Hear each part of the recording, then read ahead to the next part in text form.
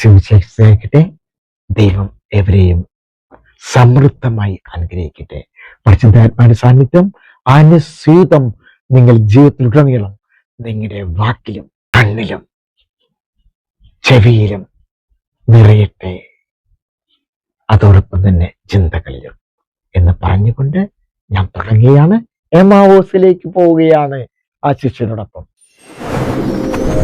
30ഓളം വിഷയങ്ങളുമായി manual teachers channel. എന്റെ മനസ്സിൽ പരിശുദ്ധ കുർബാനയെ പറ്റി വരുമ്പോൾ എമ്മാവോസിലേക്ക് പിന്തിരിയുന്ന ശിഷ്യരെയാണെന്ന് ഞാൻ പറഞ്ഞിരുന്നു ആദ്യത്തെ വീഡിയോയിൽ. അത് ക്ലെയോപ്പസും മറ്റൊരു ശിഷ്യനാണ്, ഭാര്യയാണ് എന്നൊക്കെയാണ് അല്ലേ. ആ ശിഷ്യന്റെ പേര് മനഃപൂർവ്വം വിട്ടതാണ് എന്നും ഞാൻ പറഞ്ഞിരുന്നു. അത് ക്ലെയോപ്പാസിന്റെ ഭാര്യയായ മേരി ഓഫ് ക്ലെയോപ്പാസ് ആണെന്നും ഞാൻ ഒരു ഊഹം പറഞ്ഞിരുന്നു. അതെന്റെ ഊഹമല്ല, ദൈവശാസ്ത്രജ്ഞന്മാരുടെ ഊഹമാണ്. ഈ സുവിശേഷത്തിൽ, അതായത് വിശുദ്ധ ലൂക്കായുടെ സുവിശേഷത്തിൽ ആ പേര് ചേർത്ത് വെച്ചത് ക്ലിയോപ്പസിന്റെ പേര് ചേർത്തത് വിശുദ്ധ ലൂക്ക തന്നെയാണ്. അതാകാം വിശുദ്ധ ലൂക്കായുടെ സുവിശേഷത്തിൽ 24 അധ്യായം 13 മുതൽ 49 വരെ വാക്യങ്ങളിൽ മനോഹരമായി വിവരിക്കുന്നത്. വിശുദ്ധ ലൂക്ക ഈ സംഭവം വിശദമായി പറയുമ്പോൾ വിശുദ്ധ മാർക്കോ സുവിശേഷത്തിലെ ഒറ്റ വാക്കിലാണ് ഇത് പറഞ്ഞു വെക്കുന്നതും. അവിടെ ജെറുസലേം ഇല്ല, അവിടെ എമ്മാവോസ് ഇല്ല, എമ്മാവോസിലേക്കുള്ള അല്ലെങ്കിൽ ജെറുസലേമേക്കുള്ള 11 കിലോമീറ്റർ ദൂരത്തിലുള്ള സ്ഥലമില്ല, ഗ്രാമം മാത്രമാണ്. ക്ലെയോപ്പസ് എന്ന പേരില്ല. അവരിൽ 2 പേര്, അതായത് അവർ ശിഷ്യരാകാം അല്ലെങ്കിൽ മറ്റാരെങ്കിലും ആകാം എന്നാണ് വിശുദ്ധ മാർക്കോ പറയുന്നത്. അത് കൊല്ലെ എന്നതിൽ നിന്ന് എടുത്തതാവാം. കാര്യം ട്രഡീഷണൽ ആയിട്ടുള്ള അല്ലെങ്കിൽ പാരമ്പര്യമായിട്ടുള്ള വാമൊഴിയിൽ നിന്ന് ഉണ്ടായിട്ടുള്ളതാവാം ആ ഒരു വാക്ക്. മത്തായിയും യോഹന്നാനും അങ്ങോട്ട് ചെന്നിട്ടില്ല. ഞാൻ അതിനെപ്പറ്റി കഴിഞ്ഞ വീഡിയോയിൽ ഞാൻ പറഞ്ഞിരുന്നു. വളരെ കൃത്യതയോടെ വിശുദ്ധ ലൂക്ക എഴുതിയെങ്കിൽ ഒരുപക്ഷെ തൻ്റെ പേർ എങ്ങനെ എഴുതും എന്ന് വേണം ചിന്തിക്കാം. നമ്മളൊരു കാര്യം എഴുതുമ്പോൾ വിശുദ്ധ യോഹന്നാൻ സുവിശേഷം എഴുതി ഏറ്റവും അവസാനം പറഞ്ഞു ഈയുള്ളവൻ ആണ് എന്ന രീതിയിൽ പറഞ്ഞു. പക്ഷെ ഓരോ സ്ഥലത്തുനിന്നും യോഹന്നാൻ എന്ന സ്ഥലത്ത് ഞാൻ എന്ന് പറഞ്ഞോ? ഇല്ല. അപ്പോൾ വിശുദ്ധ ലൂക്ക ആത്മപ്രശംസയായി ആരെങ്കിലും കരുതിയാൽ ശരിയാവില്ല എന്ന് കരുതി തന്നെയായിരിക്കും വിശുദ്ധ ലൂക്ക ആണ് ആ സ്ഥാനത്ത് വന്നെങ്കിൽ പേര് ചേർക്കാതിരുന്നത്. ഇത് പൗലോസ് പറയുന്നുണ്ട്, ആത്മപ്രശംസയും. നമ്മൾ നമ്മളെ പറ്റി പറഞ്ഞില്ലെങ്കിൽ പിന്നെ ആരാണ് നമ്മളെ പറ്റി പറയുക? അതാണ് ഇത് പൗലോസ് അപ്പോസ്തലൻ അന്ന് പറഞ്ഞത്. ഇത് ലൂക്കായുടെ പേര് ചേർക്കാത്തതിന്റെ ദൈവശാസ്ത്രപരമായ തലങ്ങളിലേക്ക് എത്തുമ്പോൾ ക്ലെയോപ്പാസിന്റെ കൂട്ടത്തിലുണ്ടായിരുന്നത് നാം തന്നെയാണ്.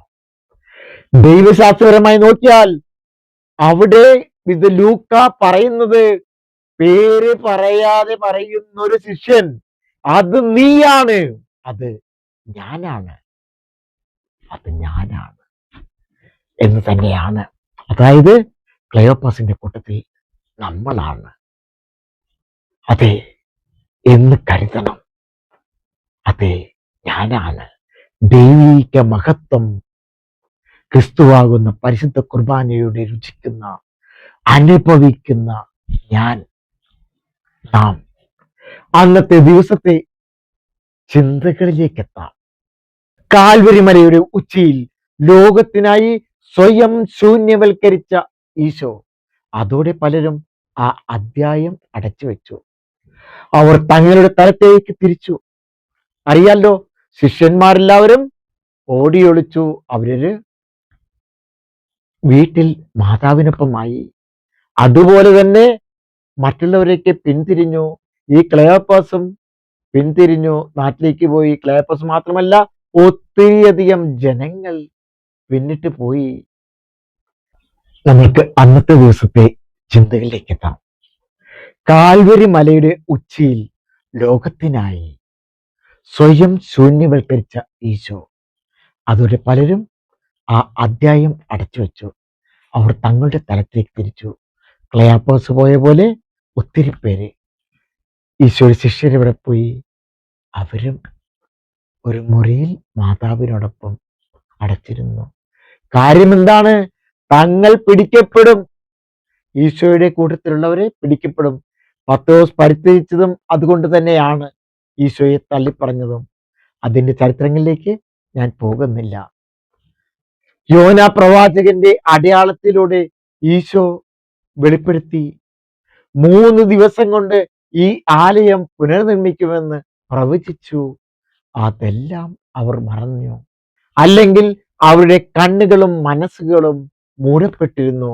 എമ്മാവൂസിലെ ശിഷ്യരുടെ കണ്ണുകൾ മൂടപ്പെട്ടിരുന്നു എന്ന് പറഞ്ഞതുപോലെ. പക്ഷേ ജീവനുള്ള അപ്പമാണെന്നവർ അറിഞ്ഞത് ആ യാത്രയിലെ അപ്പം മുറിക്കൽ ശുശ്രൂഷയിലാണ്.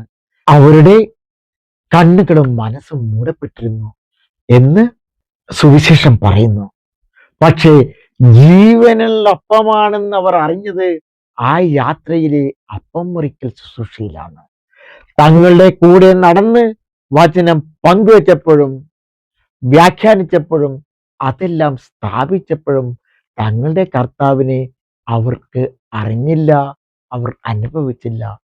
കൃതജ്ഞതാ സ്തോത്രം ചൊല്ലി ഇത് തൻ്റെ ശരീര രക്തങ്ങളായി എന്നേക്കും ജീവനുണ്ടാകാനായി പകുത്ത് നൽകിയപ്പോഴാണ് അവരുടെ കണ്ണുകളും കാതുകളും ഹൃദയവും തുറക്കപ്പെട്ടത്. നമ്മൾ ഒന്നുകൂടി ജെറുസലേമിൽ നിന്ന് എമ്മാവൂസിലേക്ക് ക്ലയോപ്പാസിനൊപ്പം ഈശോയോടൊപ്പം പോകാം.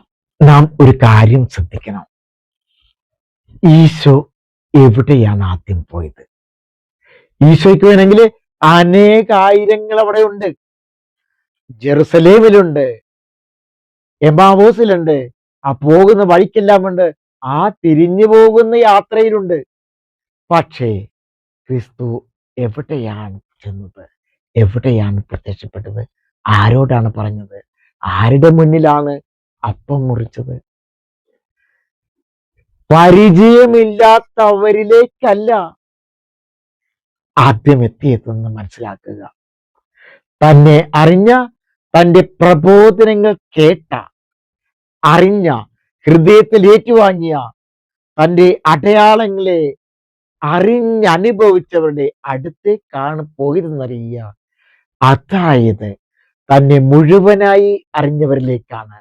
അതെ, പരിശുദ്ധ കുർബാന വിശുദ്ധ ജനത്തിനാണെന്നുള്ള പ്രഖ്യാപനം, സിറിയൻ കുർബാനയിലുള്ള പരിശുദ്ധ കുർബാന വിശുദ്ധ ജനത്തിനാണെന്നുള്ള പ്രഖ്യാപനം ഇതാകാം നമ്മെ ഓർമ്മപ്പെടുത്തുന്നതും. വിശുദ്ധ മാർക്കോസ് 7:27 പറയുന്നതും അതാണ്. ആദിമകാലത്ത് അപ്പം മുറിക്കലിന് മുമ്പായി ക്രൈസ്തവരില്ലാത്തവരെ കുർബാനയിൽ പങ്കുകൊള്ളിക്കാതെ, ആ വിരുന്നിൽ പങ്കുകൊള്ളിക്കാതെ പറഞ്ഞു വിടുന്നതും മുകളിലത്തെ വചനങ്ങളുടെ പൂർത്തീകരണമാകാം. ഇപ്പൊ ക്ലയോപ്പസിന്റെ അടുത്തേക്ക് പോയതിന് അർത്ഥങ്ങൾ ഒത്തിരിയുണ്ട്. ആ അർത്ഥങ്ങൾ ഞാൻ പറയാം. എന്തുകൊണ്ടാണ് അവർ പിന്തിരിഞ്ഞതെന്ന് പറയാം, എന്തുകൊണ്ടാണ് അവർ തിരിച്ചെത്തിയതെന്ന് പറയാം, ആ എമ്മാവൂസിന്റെ കാര്യം പറയാം, ജെറുസലേമിന്റെ കാര്യം പറയാം. അടുത്ത വീഡിയോയിൽ നമ്മൾക്ക് ക്ലയോപ്പസിനൊപ്പം തീർച്ചയായിട്ടും നമ്മൾ എമ്മാവൂസിലെത്തും. അവിടുത്തെ കാര്യങ്ങൾ വിശദമായി നമുക്ക് കാണാം, അറിയാം. ഏവരെയും ദൈവം അനുഗ്രഹിക്കട്ടെ. ഈശോമിശിഹായ്ക്ക് സ്തുതിയായിരിക്കട്ടെ. ഈ വീഡിയോ നിങ്ങൾക്ക് ഉപകാരപ്രദമായെന്ന് തോന്നിയാൽ മറ്റുള്ളവർക്കും കൂടെ ലഭിക്കുവാൻ ഷെയർ ചെയ്യാൻ മറക്കില്ലല്ലോ. ഇനിയും ഇതുപോലെയുള്ള വീഡിയോകൾ ലഭിക്കുവാനായി സബ്സ്ക്രൈബ് ചെയ്തിട്ടില്ല എങ്കിൽ സബ്സ്ക്രൈബ് കൂടെ ചെയ്യണേ.